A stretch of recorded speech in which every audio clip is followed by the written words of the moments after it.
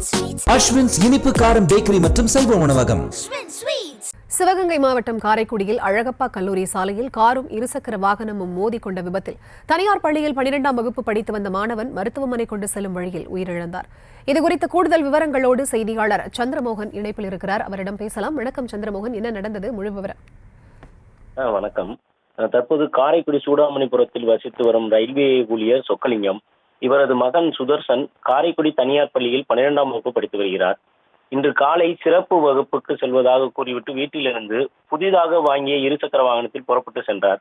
காரைக்குடி கல்லூரி சாலை சந்திப்பை கடக்க முயன்ற பொழுது எதிரே காரைக்குடியிலிருந்து புதுவையை நோக்கி சென்ற கார் மோதியதில் படுகாயமடைந்தார். உயிருக்கு போராடி கொண்டிருந்த மாணவனை அருகில் இருந்தவர்கள் மீட்டு தனியார் மருத்துவமனையில் அனுப்பி வைத்த நிலையில் மாணவனை பரிசித்த மருத்துவர்கள் அவர் ஏற்கனவே உயிரிழந்து விட்டதாக தெரிவித்தனர். சம்பவ இடம் வந்த அழகப்பாபுரம் காவல்துறையினர் விபத்து குறித்து விசாரணை செய்து வருகின்றனர். காரை ஓட்டி வந்த தீபக் என்பவரை கைது செய்து போலீசார் விசாரணை மேற்கொண்டு வருகின்றனர். 12ஆம் வகுப்பு மாணவன் உயிரிழந்தது இப்பகுதியில் சோகத்தை ஏற்படுத்தியுள்ளது.